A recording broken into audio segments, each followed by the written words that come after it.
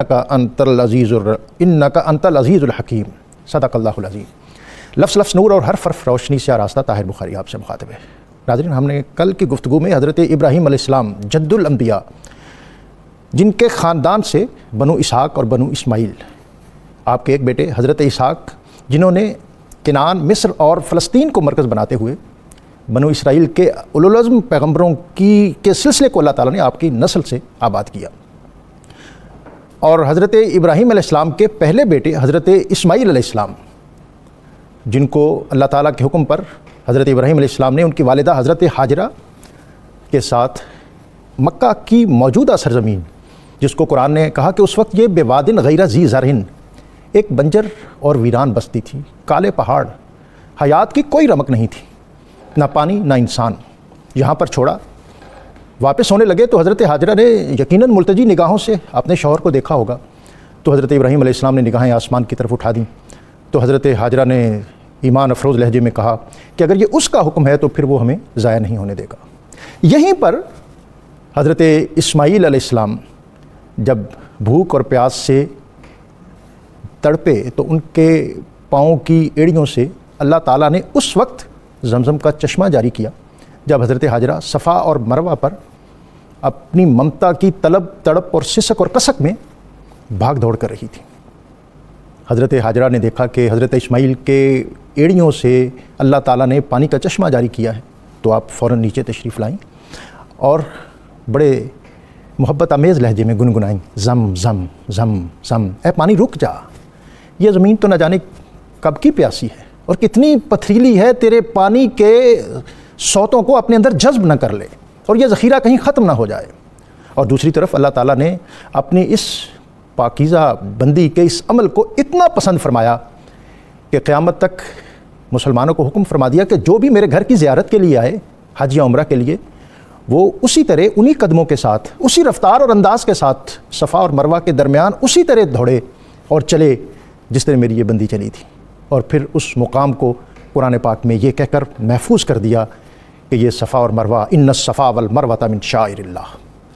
اور پھر یہیں پر اسی وادی میں، اسی بستی میں انسانیت نے وہ عظیم منظر بھی دیکھا کہ جب حضرت اسماعیل علیہ السلام دوڑ دھوپ کے قابل ہوئے، بھاگنے دوڑنے لگے۔ 12 سال 13 سال کی عمر یہ انسان کی حیات میں بہت شوخ اور دل فریب بوڑھا باپ مکہ کی وادی میں آیا، اور قرآن کہتا ہے فلما بلغ معہ السعی قال یا بنی انی اری فی المنام انی اذبحک فانظر ماذا تری، کیا بیٹے میں نے خواب میں دیکھا ہے کہ میں تجھے ذبح کر رہا ہوں، تیرے حلق پر چھری چلا رہا ہوں۔ بیٹا جو آغوش نبوت میں پروان چڑھا تھا، اس نے اپنا سر عز اور نیاز اور شوق اور تسلیم سے جھکا دیا اور کہا کہ یا ابت افعل ما تؤمر ستجدنی انشاءاللہ من الصابرین، ابا جان آپ کو جو حکم ہوا ہے وہ کر گزریے، آپ مجھے صابرین میں سے پائیں گے۔ یہ ہے وہ صبر جس کا نقطہ کمال پھر اقبال نے کہا کہ کربلا میں حسین کی اس شہادت میں دیکھا کہ جس کے بارے میں انہوں نے کہا کہ یہ غریب و سادہ و رنگی ہے داستان حرم، نہایت جس کی حسین ابتدا ہے اسماعیل۔ یہ وادی حضرت اسماعیل علیہ السلام اور حضرت ابراہیم علیہ السلام اور حضرت ہاجرہ ان نفوس قدسیہ کے اپنے نقطۂ آغاز کو پہنچی، اور پھر اس کا نقطۂ کمال وَإِذْ يَرْفَعُ إِبْرَاهِيمُ الْقَوَاعِدَ مِنَ الْبَيْتِ وَإِسْمَاعِيلُ، کہ اللہ تعالیٰ کے حکم سے اس سرزمین پر اللہ تعالیٰ کا گھر بنا رہے ہیں۔ اقبال نے کہا تھا کہ دنیا کے بت قدوں میں پہلا وہ گھر خدا کا، ہم پاسباں ہیں اس کے، وہ پاسباں ہمارا۔ سورہ بقرہ کی روشنی میں آج ہم حضرت ابراہیم علیہ السلام، ان کو اللہ تعالیٰ کے دین کی تبلیغ میں اور اس مسائی میں کیا کیا مشکلات آئیں، اور پھر اللہ تعالیٰ کی طرف سے کس طرح انعامات اور نوازشات جو ہیں وہ ان پر نازل ہوئیں، اور اس حوالے سے مکہ کی بستی اور پھر دین حنیف اور امت مسلمہ اور بنو اسماعیل اور پھر نبی اکرم رسول محتشم صلی اللہ علیہ وآلہ وسلم کی آمد کے لیے وہ عظیم دعا ربنا وابعث فیہم رسول، ان سارے موضوعات پر آج ہم بات کریں گے، اور ہمیشہ کی طرح ہمارے ساتھ موجود مفتی محمد فاروق القادری صاحب، مفتی دل محمد چشتی صاحب، اور اللہ رب العزت کی بارگاہ میں ہم کا نذرانہ پیش کریں گے حافظ عامر شکیل۔ ان کی طرف جانے سے قبل آج کا اسم مبارک السلام، سلامتی دینے والا، اس اسم مبارک کی برکت یہ ہے کہ جو شخص کثرت کے ساتھ اس کو حرز جاں بنائے، اس کا ورد کرے، اللہ تعالیٰ اس کو ہر قسم کی زمینی اور آسمانی آفات و بلیات سے محفوظ رکھتا ہے۔ جی مفتی صاحب، آج کا موضوع کل کے تسلی ہے اور سورہ بقرہ ہی کی آیات ہیں، اور ظاہر ہے اس کے ساتھ جو امت مسلمہ ہے اس کا تعلق اور نسبت ایک بہت وجدانی، عرفانی اور ایمانی نوعیت کا ہے۔ جناب بسم اللہ الرحمن الرحیم۔ سورہ بقرہ کی آیت نمبر 124 کا آپ نے تعارف بھی کروایا، اور حضرت ابراہیم علیہ السلام کی کاوشوں اور ان کی زندگی کے مختلف مراحل کا خوبصورت تذکرہ آپ نے کیا ہے۔ اس آیت میں دراصل حضرت ابراہیم علیہ السلام سے متعلق اللہ تعالیٰ نے اسی آزمائش کا ذکر کیا ہے جس کا کچھ حصہ آپ نے ذکر کیا۔ وَإِذِ ابْتَلَىٰ إِبْرَاهِيمَ رَبُّهُ بِكَلِمَاتٍ، کہ اللہ تعالیٰ نے حضرت ابراہیم علیہ السلام کو کچھ کلمات کے ساتھ آزمایا۔ فَأَتَمَّهُنَّ، تو حضرت ابراہیم علیہ السلام نے وہ آزمائش میں ثابت قدم رہے اور انہوں نے کامیابی حاصل کی۔ حضرت ابراہیم علیہ السلام کو کس طرح کی آزمائش میں مبتلا کیا گیا، اس حوالے سے دو قول ہیں۔ ایک تو وہی ہے جس کا ذکر آپ نے کیا کہ اولاً آپ نے اپنی اولاد کو اللہ تعالیٰ کے حکم سے آبادی سے ویرانے میں مکہ مکرمہ کے غیر ذی زرع علاقے میں چھوڑ آئے۔ بہت بڑی آزمائش تھی کہ ایک ایسا علاقہ نہ جہاں آبادی، نہ جہاں غذائی اجناس، نہ فوڈ، کچھ بھی نہیں، وہاں اپنی اہلیہ اور اپنے چھوٹے سے بچے کو چھوڑ آنا، تو ان کا اس وقت وہاں پر کون خیال رکھے گا؟ ان ساری چیزوں سے بالائے طاق ہو کر اللہ تعالیٰ پر بھروسہ اور یقین اتنا کہ وہ مالک میرے اس خاندان کی نگہبانی کرے گا، یہ بہت بڑی آزمائش تھی۔ آپ نے حکم پورا کیا۔ دوسری آزمائش تھی حضرت اسماعیل علیہ السلام کے گلے پر چھری چلانے کا حکم ہوا، آپ وہ بھی کر گزرے۔ پھر تیسری آزمائش جو تھی وہ آتش نمرود میں آپ کو پھینکا جانا، آپ اس میں بھی ثابت قدم رہے اور یقین کے کمال پر فائز رہے، اور حضرت جبریل علیہ السلام کی بھی حاضر ہونا اور پھر ان کا پیشکش کرنا، ان سب چیزوں کے باوجود آپ کا تمام تر خیال اور سوچ اور یقین کا محور اللہ تعالیٰ کی ذات رہی۔ یقیناً یہ آزمائشیں اتنی بڑی تھیں کہ عام انسان ان میں کامیابی کا تصور نہیں کر سکتا۔ حضرت ابراہیم علیہ السلام کامیاب ہوئے۔ دوسرا جو آزمائش کا مرحلہ ہے وہ یہ بعض حدیث میں ہے کہ حضرت ابراہیم علیہ السلام کو کچھ کلمات دیے گئے، یعنی احکام دیے گئے کہ ان احکام پر آپ اور آپ کے ماننے والے پیروکار عمل کریں گے۔ ان میں احکام میں کیا تھا کہ ان میں ناخن ترشوانا ہے، بغل اور زیر ناف کے بال کٹوانے ہیں، تو اسی طرح دانت صاف رکھنے ہیں، وغیرہ وغیرہ اس طرح کے کلمات تھے۔ تو وہ بھی حضرت ابراہیم علیہ السلام نے ان کو بھی اپنے عمل میں لائے، اور ان میں بھی کسی طرح کوئی کسی موقع پر چھوڑا نہ گیا کوئی عمل۔ تو یہ آزمائش تھی۔ اس سے ایک بات یہ معلوم ہوئی کہ اللہ تعالیٰ اپنے پیارے بندوں کو آزماتا ہے، جیسا کہ حدیث شریف میں ہے کہ ان اشد البلائی الانبیاء، کہ سب سے زیادہ سخت آزمائشیں انبیاء کرام کو آتی ہیں۔ پھر انبیاء کے بعد جو اللہ تعالیٰ کے زیادہ مقرب ہیں ان کی سخت آزمائش ہے۔ تو درجہ بدرجہ قرب الہی میں جس کو تفوق حاصل ہے اس کی آزمائش بھی اتنی ہی زیادہ ہوتی ہے، اور وہ آزمائش میں کامیاب ہو کر دیگر مخلوق کے لیے، انسانوں کے لیے ایک رول ماڈل بنتے ہیں، کیونکہ کوئی بھی شخص اس جہان میں ہر لمحہ اپنی مرضی اور اپنی خوشی اور خواہش کے مطابق جی نہیں سکتا۔ خوشی اور غمی ساتھ ہے، تو غمی اور تکلیف کے مراحل ایک آزمائش کے مراحل ہوتے ہیں۔ ان مراحل کے اندر ثابت قدم رہنا کیسے ممکن ہے؟ عام انسان ٹوٹ جاتا ہے تو اس کے سامنے اللہ تعالیٰ نے رول ماڈل رکھ دیے ہیں کہ ان کے اوپر بھی اتنے بڑے بڑے مظالم ڈھائے گئے، وہ ثابت قدم رہے۔ تم بھی آج ظلم و ستم کا شکار ہو، ثابت قدم رہو۔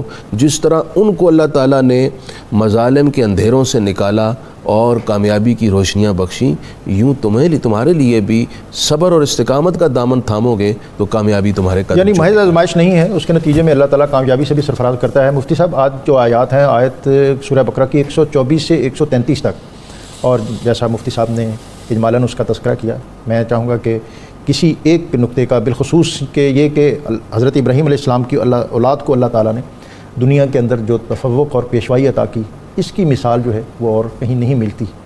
اولاد کی کیا ذمہ داری ہے، اور کیا یہ اعزاز ساری اولاد کے لیے ہے، یا اس میں سے وہ جو اس کے راستے پر ہے؟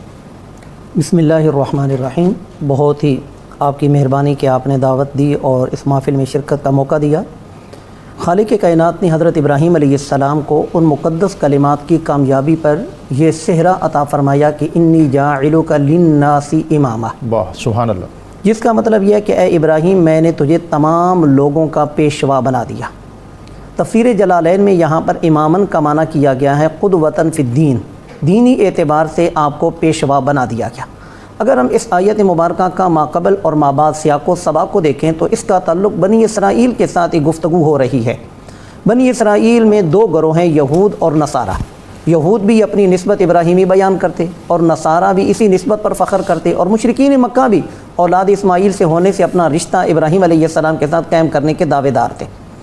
تو اللہ تعالیٰ نے ارشاد فرمایا کہ میں نے جب ابراہیم علیہ السلام کو پیشوا بنا دیا ہے دین کے اعتبار سے، تو تم ابراہیمی تبھی ہو سکتے ہو کہ جب ابراہیم علیہ السلام کے دین کی پیروی کرو. امامت فی الدین، قدوہ فی الدین، یہ ایک منصب ہے جو اللہ نے انبیاء کرام کو عطا فرمایا.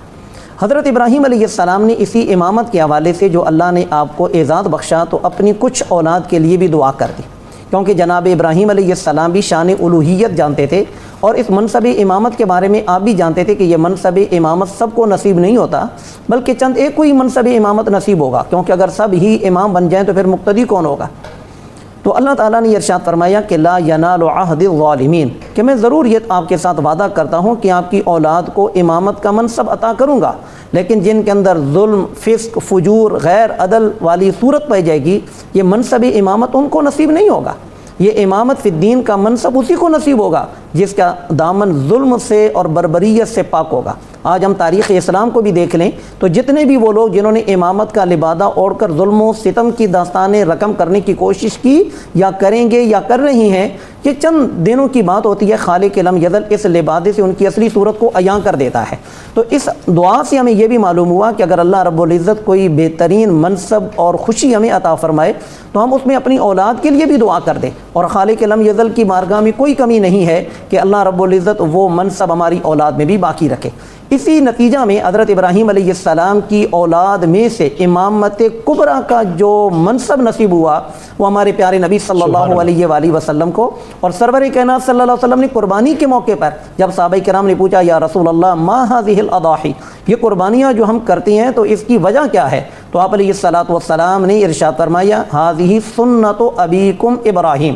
اب اس حدیث مبارکہ میں ابیکم کے لفظ میں ہم غور کریں تو امت مسلمہ کا سر فخر سے بلند ہو جائے کہ اللہ کے پیارے حبیب صلی اللہ علیہ وسلم حضرت ابراہیم کو اس امت کا باپ قرار دے رہے ہیں اور ان کے طریقے کو سنت قرار دے رہے ہیں. تو حضرت ابراہیم علیہ السلام کا جو دین ملت ابراہیمی ہے یہی دین اسلام ہے، اور اسی دین اسلام کے جو پیروکار ہیں ان اول الناس بابراہیم الذین اتبعوا، ابراہیم علیہ السلام کے ساتھ تعلق انہی لوگوں کا مضبوط ہے جو اس پیارے نبی صلی اللہ علیہ وسلم کی پیروی میں دین حضرت ابراہیم علیہ السلام کے ساتھ وابستہ ہے.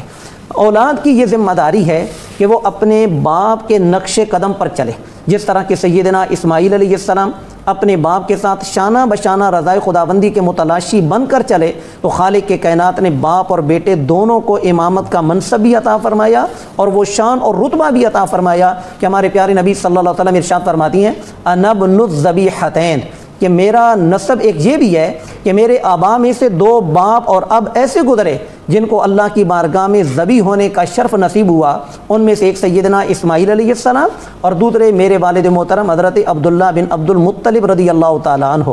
تو یہ اولاد جب اپنے باپ نیک آبا کے نقش قدم پر چلتی ہے تو خالق کے کائنات ان کو بھی اپنے باپوں کے طفیل، ان کے بڑوں کے طفیل، ان کو عظیم مناصب سے بہرابر فرماتا ہے. اور پتہ نہیں یہ کسی کا شعر ہے کہ باپ کا علم نہ بیٹے کو اگر ازبر ہو پھر پسر لائے کے میراث سے پدر کیوں کر.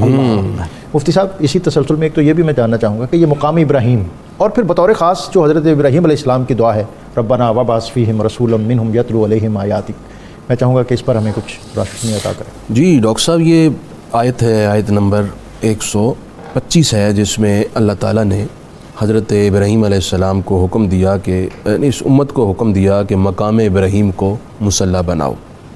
مقام ابراہیم دراصل وہ پتھر ہے جس پر کھڑے ہو کر حضرت ابراہیم اور حضرت اسماعیل علیہ السلام نے بیت اللہ کو تعمیر کیا. اس پتھر سے موجودہ دور کے لفٹ کا تصور لیا گیا. ماشاءاللہ. اس پتھر نے ایک لفٹ کا کردار ادا کیا کہ یہ حضرت ابراہیم علیہ السلام جب اوپر جانے کا ارادہ فرماتے تو یہ پتھر آپ کے ارادے کے مطابق اوپر چل پڑتا. یعنی امت سازی اور ملت سازی کے لیے جب یہ اللہ کا عظیم گھر بن رہا تھا جی اور ایک معمار کے طور پر حضرت ابراہیم اس کی اینٹیں چن رہے تھے. جی ہاں. سبحان اللہ. تو یہ پتھر اوپر لے جاتا، پھر آپ جب نیچے آنے کا ارادہ فرماتے تو یہ پتھر نیچے آ جاتا. تو دوسرے لفظوں میں ہم یہ کہہ سکتے ہیں کہ اللہ تعالیٰ نے انبیاء اکرام علیہم السلام کے اجسام طیبہ میں ایسی روحانی قوتیں دی ہیں کہ وہ اپنے ارادوں سے ان پتھروں پر بھی تصرف کر لیتے ہیں. آپ نے اوپر چاہا جانا، پتھر اوپر چل پڑا، نیچے آنا چاہا، پتھر نیچے آ گیا. چونکہ اس پتھر پر پائے حضرت ابراہیم علیہ السلام کا نقش تھا اور اس پتھر کو آپ کے پاؤں کی قدم بوسی کا شرف حاصل ہوا، تو اس پتھر کو یہ شرف، یہ عظمت اور یہ اعزاز مل گیا کہ اس پتھر کی بھی تعظیم اور اس پتھر کا احترام لازم ہو گیا. تبرکات کو محفوظ کر لینا چاہیے. یہ تبرک بن گیا.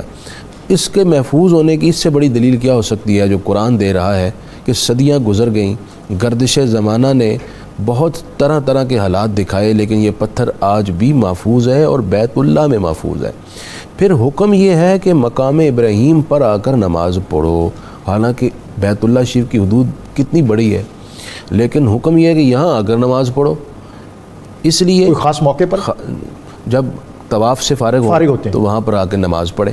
تو یہ کیوں فرمایا گیا کہ اس کے قریب آؤ؟ ایک تو اس پتھر کو مزید عزت دی جا رہی ہے کہ اس نے پائے حضرت ابراہیم کیا بوسے کا شرف حاصل کیا.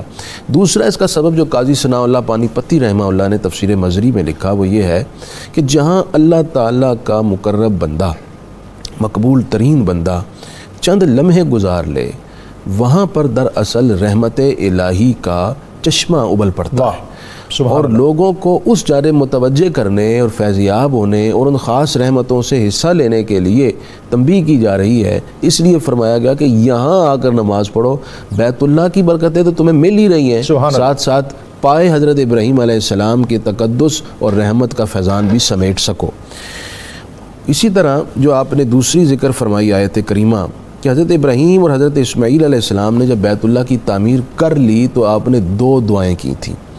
ایک دعا یہ تھی ربنا وجعلنا مسلمین لک، کہ اللہ تو ہم دونوں کو اپنے حضور گردن رکھنے والا بنا، یعنی اپنا اطاعت گزار اور فرما بردار رکھنا. سبحان اللہ. اس سے ایک سبق یہ حاصل ہوا کہ عمل کر کے اس پر کسی قسم کا فخر کرنا، اترانا، یہ نیک اور مقرب لوگوں کا زیب نہیں ہوتا، نہ ان کی روش رہی ہے. ان کا تو عمل کرنے کے بعد عجز بڑھ جاتا اور وہ درخواست کرتے کہ مالک ہمیں مزید فرما بردار بنا لے. وَمِن ذُرِّيَّتِنَا أُمَّةً مُسْلِمَةً لَكَ، اور ہماری اولاد کو بھی ایسی امت بنانا جو تیرے حضور فرما بردار ہو، گردن رکھے، عاجز ہو. وَأَرِنَا مَنَاسِكَنَا، اور تو ہمیں ہمارے مناسک دکھا دے، بتا دے حج اور عمرہ کے. وَتُبْ عَلَيْنَا إِنَّكَ أَنْتَ التَّوَّابُ الرَّحِيمُ، اور تو ہماری توبہ قبول فرما. اس کے بعد وہ دوسری دعا آتی ہے جس کا آپ نے خصوصاً ذکر کیا، وہ یہ تھی کہ تمام انبیاء اکرام علیہ السلام اپنے اپنے ادوار میں اپنی امتوں کو نبی آخر الزمان سید المرسلین حضرت سیدنا محمد مصطفیٰ صلی اللہ علیہ وآلہ وسلم کے آنے کی خبر دیتے رہے.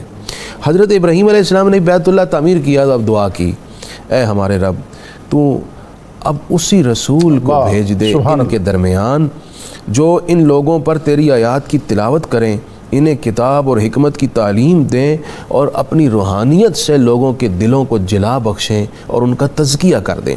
یہاں پر ایک بات یہ بھی ہے کہ حضرت ابراہیم علیہ السلام کی اولاد حضرت اسماعیل وہاں موجود تھے. حضرت ابراہیم علیہ السلام نے دعا یہ کی کہ ہماری ذریت میں سے رسول بھیج دے. تو اب ظاہری بات ہے کہ ہماری، چونکہ وہ دونوں ہی دعا کرنے والے تھے اور دعا یہ ہو رہی ہے کہ ہماری ذریت میں سے رسول آخر الزمان کو بھیج دے، تو معلوم یہ ہوا کہ نبی آخر الزمان جو تشریف لائیں گے وہ حضرت اسماعیل علیہ السلام کی اولاد میں سے آئیں گے، کیونکہ اس وقت یہ دونوں ہی دعا کر رہے تھے اور دعا بھی یہ ہو رہی ہے کہ انہی کی اولاد میں سے رسول کو بھیج دیا جائے. حضرت ابراہیم دعا کر رہے ہیں اور حضرت اسماعیل اس پر آمین کہہ رہے ہیں. تو اور دعا یہ کی جا رہی ہے کہ ہم میں سے بھیج دے. تو ہم میں سے تب بھی کہنا متحقق ہوگا کہ دعا کرنے والے کی اولاد میں سے ہو، اور وہ حضرت اسماعیل علیہ السلام تھے جو حضرت ابراہیم علیہ السلام کی اولاد میں سے ہیں، اور ان کی اولاد میں سے ہمارے پیارے رسول صلی اللہ علیہ وآلہ وسلم. تو کالر ہیں ہمارے ساتھ، وہ بھی کچھ آپ سے بات کرنا چاہتے ہیں. جی آپ کو خوش آمدید جی میاں اسلم صاحب احمد پور شرکیہ سے۔ السلام علیکم جی۔ وعلیکم السلام جی، کیا پوچھنا چاہتے ہیں؟ تو آج یہ پوچھنا چاہتے ہیں کہ حضرت اسماعیل علیہ السلام حضرت ابراہیم علیہ السلام کے فرزند گرامی ہیں جی، جناب یہ ذبح ہونے سے اللہ پاک نے ان کو محفوظ رکھا تھا، لیکن پھر بھی ان کو ذبیح اللہ کیوں کہتے ہیں؟ کہتے ہیں کہ ذبح رکھنے سے تو محفوظ رکھا لیکن ذبیح اللہ کہا جاتا ہے۔ میں جب بریک سے واپس آؤں گا تو پھر آپ سے اس پر بات کروں گا۔ جی ملک منیر صاحب ہیں لاہور سے، السلام علیکم۔ السلام علیکم ڈاکٹر صاحب۔ جی خوش آمدید آپ کو جناب۔ محترم خاص اور معزز مہمانوں کو السلام علیکم جی جی آپ کو بھی جی۔ وعلیکم السلام۔ جی ڈاکٹر صاحب، میرا سوال یہ ہے کہ یہ خانہ کعبہ کی تعمیر میں کتنا وقت لگا، اور کیا کبھی اس میں کوئی توسیع کا سلسلہ بھی آیا ہے، اور کیا اس وقت جب یہ تعمیر کا سلسلہ جاری تھا اس کے گرد و نواح میں کوئی آبادی تھی؟ جی سر۔ جی خانہ کعبہ کی تعمیر میں کہہ رہے ہیں کتنا وقت لگا، اور بعد میں اس کی پھر توسیع بھی ہوئی، اور جس وقت بطور خاص جو بات منیر صاحب نے کی ہے کہ خانہ کعبہ جس وقت تعمیر ہو رہا تھا تو کیا اس وقت کوئی آبادی بھی تھی، اور یعنی کوئی لینڈ ایکوزیشن ہوئی، کوئی آرڈر جاری کرنا پڑا کہ جی اب اس کا توسیع؟ میرا خیال یہ ہے، مفتی صاحب اس پر تفصیل سے بتائیں گے، کہ اس وقت جو وہاں موجود نفوس قدسیہ تھے وہ حضرت ابراہیم اور حضرت اسماعیل اور حضرت حاجرہ، کیونکہ بہت بعد میں جب حضرت اسماعیل علیہ السلام کی شادی ہوئی، ویسے تو یہ ہے کہ عرب کے اندر پانی بہت کم تھا، اور جہاں پانی ہوتا وہاں پر انسانی آبادی بنتی۔ آب زمزم اس کے چشمے کے سبب یہاں آبادی کے امکان پیدا ہوئے، اور پھر یہیں پر بنو جرہم وہ آباد ہوئے، اور انہوں نے ان کے ساتھ ایک رشتہ داری کا جو تعلق ہے وہ حضرت اسماعیل یا حضرت ابراہیم علیہ السلام کے گھرانے کا استوار ہوا۔ اس پر ہم بریک سے جب واپس آئیں گے تو انشاءاللہ بات کریں گے۔ ایک اور ہمارے ساتھ کالر ہیں، کامل صاحب ہیں حافظ آباد سے، السلام علیکم۔ ہیلو جی جی آپ کو خوش آمدید محمد کامل صاحب، کیا کہنا چاہتے ہیں؟ یہ پوچھنا تھا کہ میں تھائرائڈ پوچھنا تھا۔ جی کوئی وظیفہ پوچھنا چاہتے ہیں کہ جی تھائرائڈ تھا تو اس سے شفا کے لیے جب ہم بریک سے واپس آئیں گے تو اس پر بھی انشاءاللہ مفتی صاحب سے اور اپنے دوسرے مفتی صاحب سے رہنمائی لیں گے۔ آج کا ہمارا موضوع جو ہے وہ حضرت ابراہیم علیہ السلام اور حضرت اسماعیل، سورہ بقرہ کی آیات جو ہیں ان کی روشنی میں آج ہم ان کے طرز زیست اور اسلوب حیات اور پھر دین کے لیے انہوں نے کس طرح شوق و نیاز اور عجز کے ساتھ اللہ رب العزت کے احکام اس کی تعمیل کی، اور پھر اللہ تعالیٰ نے ان کی دعاؤں کو کس طرح قبول فرمایا، اور یہ مکہ مکرمہ یہ بستی کس طرح آباد ہوئی، اور قریش اور پھر بنو ہاشم اور پھر اس کے اندر نبی اکرم رسول محتشم صلی اللہ علیہ وسلم کا کس طرح ورود مسعود ہوا۔ ملتے ہیں ایک مختصر سے وقفے کے بعد۔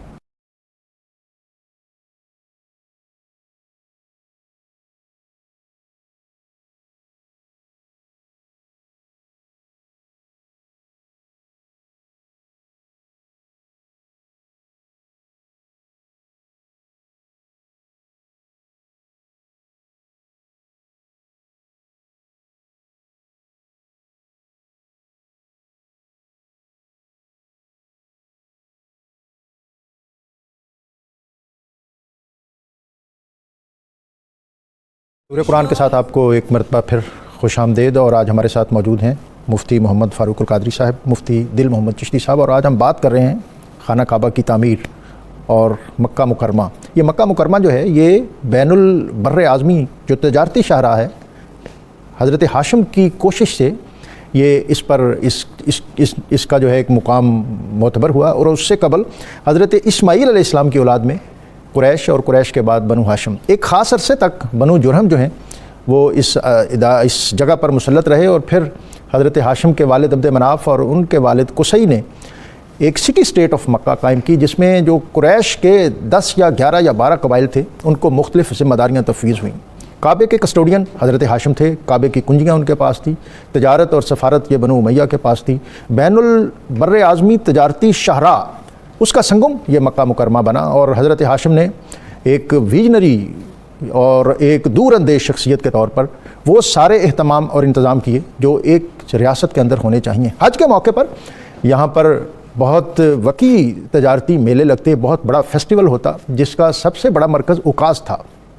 عکاظ کے اندر تجارت بھی ہوتی لیکن اس کے ساتھ شعر و شاعری بھی ہوتی، لوگ ملتے، سفارت ہوتی، اور آپس میں تعلق اور تعارف جو ہیں یہ مضبوط اور مستحکم ہوتے۔ یہیں پر شعر و شاعری کے مقابلے ہوتے۔ عرب جو ہیں ان کو اپنی فصاحت اور بلاغت پر بڑا ناز تھا، ہر قبیلے کا ایک اپنا سرکاری شاعر ہوتا تھا، اور جس قبیلے کے ہاں شاعر نہیں ہوتا تھا وہ اپنے آپ کو بہت محروم تصور کرتا تھا۔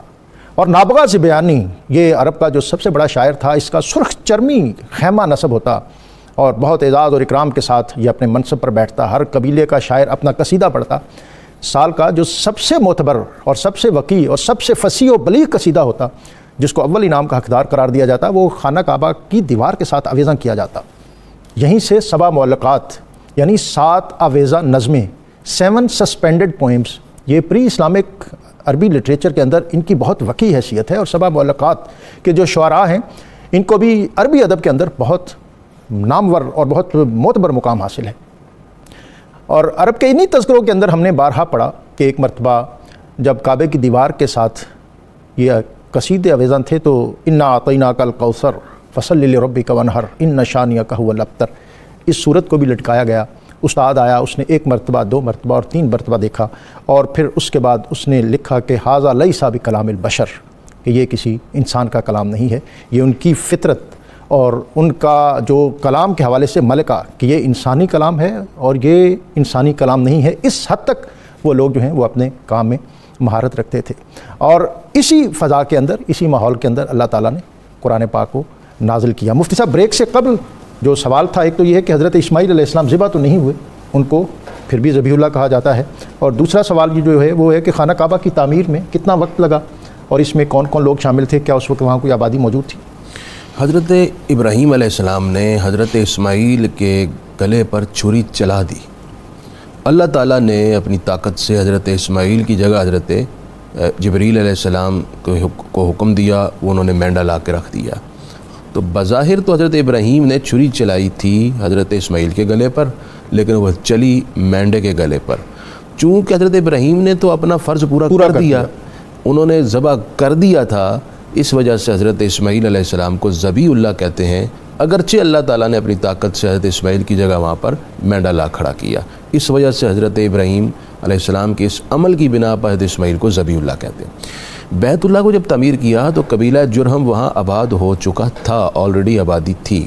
کتنی مدت لگی اس بارے میں کتابوں میں کوئی صراحت سے مدت کا ذکر نہیں ہے، کیونکہ یہ کعبۃ اللہ شریف کی پہلی تعمیر نہیں تھی، اس سے پہلے فرشتے حضرت آدم علیہ السلام کے زمانے میں بیت اللہ کو تعمیر کر چکے تھے۔ یہ انہی بنیادوں پر کہہ سکتے ہیں کہ بیت اللہ کی تعمیر جدید تھی جو حضرت ابراہیم علیہ السلام نے فرمائی ہے۔ تیسرا سوال بھی ایک بیماری کے حوالے سے کوئی جنرل بات بتا دیں، کوئی ایسا وظیفہ؟ تھائرائڈ گلے کے غدودوں کی ایک بیماری ہوتی ہے، اور یہ عورتوں میں زیادہ پائی جاتی ہے، اور عورتوں میں بانجھ پن کے مسائل اس بیماری سے پیدا ہوتے ہیں۔ اس کے حوالے سے بہتر یہ ہے کہ سورہ فاتحہ شریف 7 مرتبہ پڑھی جائے، اور 7 مرتبہ سورہ الم نشرح پڑھی جائے۔ یہ دونوں پڑھ کے پانی پر دم کریں، نارمل پانی ہو، ٹھنڈا نہ ہو، اور اس پانی پر دم کر کے سارا دن یہی پانی پیا کریں۔ یعنی یہ بیماری کے حوالے سے ناظرین یہ بہت اہم بات مفتی صاحب نے بتائی ہے کہ 7 مرتبہ سورہ فاتحہ، سورہ فاتحہ کا مطلب ہے الحمدللہ رب العالمین، یہ پوری سورت پڑھیں، 7 آیات ہیں، اور پھر سورہ الم نشرح اس کو پڑھیں 7 مرتبہ، اور پھر پانی پر دم کریں، سادہ پانی ہو، نارمل پانی ہو، اور پھر سارا دن اس کو وقفے وقفے سے استعمال کرتے رہیں۔ اس کے پڑھنے سے ایک تو یہ ہے کہ ظاہر ہے قرآن پاک کی جو ایک دینی اور روحانی برکات ہیں وہ بھی میسر آئیں گی، اور اس کے سبب انشاءاللہ آپ کو اللہ تعالیٰ شفا یاب بھی کرے گا۔ دل محمد چشتی صاحب، آج کے موضوع کے حوالے سے ایک تو میں چاہوں گا کہ حضرت ابراہیم علیہ السلام نے اور پھر حضرت یعقوب علیہ السلام نے بھی کچھ وصیتیں کی اپنی نسل کو، اپنے آنے والی جو جنریشنز ہیں ان کو۔ دراصل وہ جو اپنے بچوں کو نصیحت کر رہے ہوتے ہیں وہ صرف اپنے بچوں کو نہیں بلکہ قیامت تک آنے والی جو انسانیت ہے، جو نسلیں ہیں، ان کو کر رہے ہوتے ہیں۔ میں چاہوں گا کہ یہ بہت اہم بات ہے جو عام طور پر نظر سے اوجھل رہتی ہے، اور اس موضوع کی مناسبت سے اور بھی کوئی چیز جو آپ مناسب سمجھتے ہوں بیان کرنی جناب۔ وَمَن يَرْغَبُ عَن مِّلَّةِ إِبْرَاهِيمَ إِلَّا مَن صَفِيَ نَفْسَهُ، اس پر میں 2 باتیں کہنا چاہتا ہوں جناب کہ اللہ تعالیٰ نے ارشاد فرمایا کہ دین ابراہیمی سے اعراض وہی کرے گا جو بے وقوف اور احمق ہوگا، اور فرمایا کیوں؟ وَلَقَدِ اصْطَفَيْنَاهُ فِي الدُّنْيَا، کہ ابراہیم علیہ السلام دنیا میں ہمارے پسندیدہ ہیں، وَإِنَّهُ فِي الْآخِرَةِ لَمِنَ الصَّالِحِينَ، اور وہ آخرت کے اندر نیکوں میں سے ہیں، مراد انبیاء کرام میں سے ہیں۔ جب دین کا پیشوا اللہ کا پسندیدہ ہو دنیا میں اور انبیاء کرام میں سے شامل ہو تو پھر اس کی روش کو چھوڑنا بے وقوفی اور حماقت ہے۔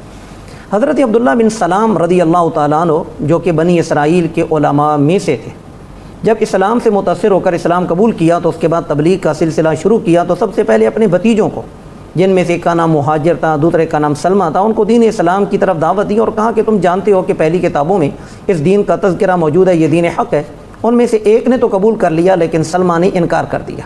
تو اس انکار پر یہ آیت مبارکہ نازل ہوئی کہ سلمہ احمق اور بے وقوف ہے جو اس دین مصطفی کو چھوڑ رہا ہے، دین ابراہیمی کو چھوڑ رہا ہے، اور اس کے ساتھ ساتھ مشرکین مکہ اور یہود و نصارہ پر ایک تعریض ہے کہ تم کیسے اپنے آپ کو ابراہیمی کہلاتے ہو جبکہ تم تو پرلے درجے کے احمق اور بے دین ہو کہ تم دین ابراہیمی کو چھوڑے بیٹھے ہو۔ آگے اللہ تعالیٰ نے ارشاد فرمایا کہ حضرت ابراہیم علیہ السلام کی زندگی کا جو عنوان ہے وہ ہے تسلیم و رضا۔ اللہ کریم نے ایک بار ارشاد فرمایا اسلم، اے ابراہیم اپنی گردن جھکا، تو آپ نے بغیر کسی تاخیر اور تردد کے عرض کیا اسلمت لرب العالمین، کہ میں کیوں نہ اپنی گردن خم کروں جو تمام جہانوں کا رب ہے۔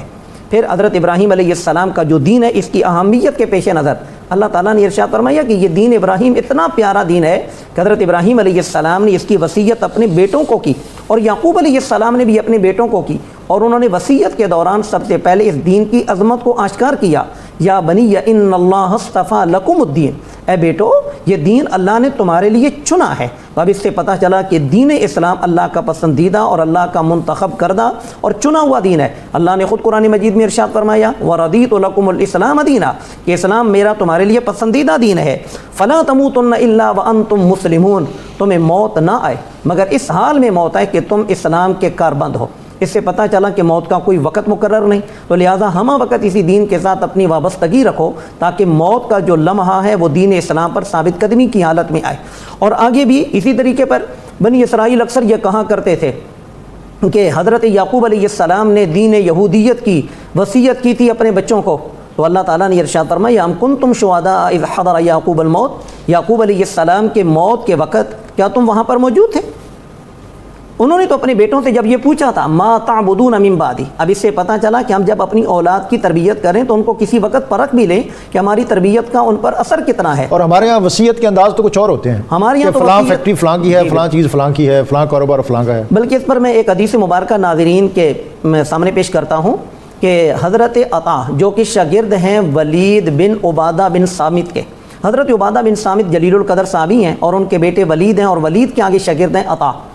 حضرت عطا کا جو دور تھا یا ولید کا جو دور تھا، اس دور کے اندر یہ تقدیر کے انکار کا فتنہ ایک کافی عروج پر تھا۔ تو حضرت عطا نے حضرت ولید سے پوچھا کہ آپ کے والد چونکہ صحابی تھے انہوں نے آپ کو کیا وصیت کی؟ تو انہوں نے کہا کہ مجھے یہی انہوں نے وصیت کی کہ اے بیٹا تقدیر پر ایمان رکھنا، اگر تقدیر پر تمہارا ایمان نہیں ہوگا تو تم چاہے کچھ بھی اور کتنی چاہو عبادت کر لو، تمہاری اس عبادت کا تمہیں کوئی فائدہ نہیں ہوگا۔ اس سے پتہ یہ چلا کہ ہر دور کے اندر جو فتنہ اٹھ رہا ہو اس حوالے سے اپنی اولاد کو آگاہ بھی کیا جائے اور اس سے بہتر چیز کی وصیت بھی کی جائے۔ تو اولاد کے امتحان لیا ما تعبدون من بعدی، یہ نہیں پوچھا کہ میرے بعد کیا کاروبار کرو گے، کاروبار کو کیسے سنبھالو گے، یہ کہا ما تعبدون من بعدی، مجھے بتاؤ تو صحیح کہ میری تربیت کا تم پر کیا اثر پڑا، کیا میرے بعد تم کس کی عبادت کرو گے؟ انہوں نے بیک زباں کہا نعبد الہک و الہ آبائک۔ اس سے یہ بھی معلوم ہوا کہ انہوں نے جب یہ کہا کہ ہم آپ کے معبود کی عبادت کریں گے جس کی عبادت ہمارے آبا اور آپ کرتے چلے آئے، اس سے پتہ چلا کہ نیک اور صلحاء جب ماں باپ ہوں تو ان کی تقلید کرنا اور ان کی روش اپنانا یہی صراط مستقیم ہے، اور اسی کی ہم دعا کرتے ہیں صراط الذین انعمت علیہم۔ مفتی صاحب ایک بہت اہم پہلو جو شاید بہت تفصیل طلب ہو لیکن میں چاہوں گا آپ سمیٹ سکتے ہیں اس کو، کہ یہاں جو وَأَذِّن فِي النَّاسِ بِالْحَجِّ، کہ میرے گھر کے حج کی لوگوں کو ان کو بلاؤ۔ حج حضرت ابراہیم علیہ السلام سے شروع ہوا اور پھر یہ اب تک جاری ہے، میں چاہوں گا کہ اس کی تھوڑی تفصیل آپ ہمیں حضرت ابراہیم علیہ السلام کے اسی واقعے پہ ذیل میں بتا دیں۔ جی اللہ تعالیٰ نے حضرت ابراہیم علیہ السلام کو حکم دیا تھا کہ آپ اعلان فرمائیں اور تمام لوگوں کو حج کے لیے بلائیں۔ حضرت ابراہیم علیہ السلام نے جب یہ اعلان فرمایا تو آپ کی آواز کو اللہ تعالیٰ نے اپنی قدرت کاملہ سے اس وقت موجود دنیا کے تمام مسلمان جو موحد تھے اور جو صبح قیامت تک آئیں گے سب تک پہنچایا۔ سبحان اللہ۔ جس نے اس وقت لبیک کہا وہ صبح قیامت تک حج کرے گا، یعنی جب جس دور میں وہ آئے گا اور جس نے حج کی سعادت جتنی پائے مرتبہ گا، کہا جتنی مرتبہ کہا اتنی مرتبہ اس کو حج کی سعادت ملے گی۔ یہ معاملہ بعض روایات احادیث کے اندر موجود ہے۔ حضرت ابراہیم علیہ السلام کے دور میں پھر حج شروع ہوا، جیسا کہ ابھی ہم نے اوپر کی آیت میں پڑھا وَأَرِنَا مَنَاسِكَنَا، حضرت ابراہیم علیہ السلام نے یہ دعا کی تھی کہ مالک ہمیں حج کے مناسک بھی سکھا دے، تو اللہ تعالیٰ نے احکام بھی دیے۔ جوں زمانہ گزرتا گیا حج ہوتا گیا، لیکن آنے والی جو امتیں تھیں ان کے لوگوں نے جو جیسے جیسے ان کے نظریات تبدیل ہوئے انہوں نے مناسک حج میں بھی تبدیلی شروع کر یعنی امینڈمنٹ کرتے رہے. جب سید عالم صلی اللہ علیہ وآلہ وسلم تشریف لائے تو آپ نے دیکھا کہ مکہ کے جو لوگ ہیں وہ برہنہ ہو کر بیت اللہ کا طواف کرتے ہیں. کچھ روایات ان میں اچھی تھیں کہ وہ بیت اللہ کی صفائی کا، پھر آنے والے لوگوں کی میزبانی کا شرف حاصل کرتے اور جو لوگ آتے ان کا پورا خیال رکھتے. لیکن اس کے ساتھ احکام میں تبدیلی بھی ہو گئی تھی.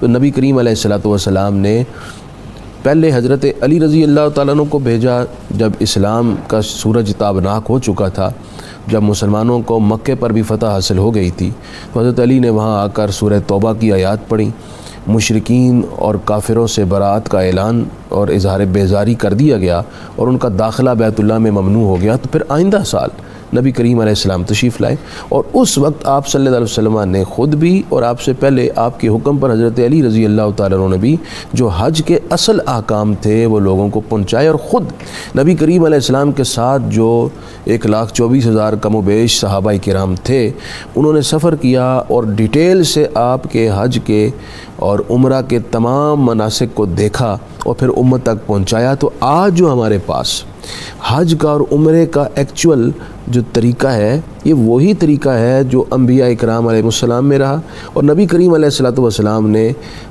کچھ اضافے کے ساتھ جو آپ صلی اللہ علیہ وسلم کو پسند تھا اور اللہ تعالیٰ بھی چاہتا تھا، تو وہ اضافے کے ساتھ آج جو ہمارے پاس طریقہ ہے یہ یوں سمجھ لیجئے کہ تمام انبیاء اکرام علیہ السلام اور خصوصاً سید الانبیاء صلی اللہ علیہ وسلم کے طریقہ حج کا خلاصہ ہے جس کا شرف اس امت کو حاصل ہو رہا ہے. اس میں ایک آیت میں آخر میں ایک بات آئی ہے وہ میں ضرور کرنا چاہوں گا تاکہ ہمیں مسئلے کی حساسیت کا پتہ چلے کہ انبیاء کرام نے جب وصیت فرمائی حضرت ابراہیم و حضرت یعقوب نے تو آخر میں ایک لفظ کہا کہ انہوں نے جب بچوں سے کہا کہ ہمارے بعد کس کی عبادت کرو گے، یہ یاد رکھیں کہ وصیتوں میں سب سے بڑی وصیت توحید کی وصیت ہے. سبحان اللہ. حضرت غوث پاک کا جب وصال کا وقت آیا تو اولاد نے وصیت کا کہا تو آپ نے فرمایا توحید توحید توحید 3 مرتبہ فرمایا. میں توحید سے ادھر ادھر نہ ہونا، اور توحید ہوتی ہی تب ہے جب رسالت کو مانا جائے. اب دیکھیں ہے بھی وہی جو صوفیہ ان خطوں میں لے کے جی اب دیکھیں انہوں نے کہا نعبد الہک و الہ آبائک ابراہیم و اسماعیل و اسحاق الہا واحدا.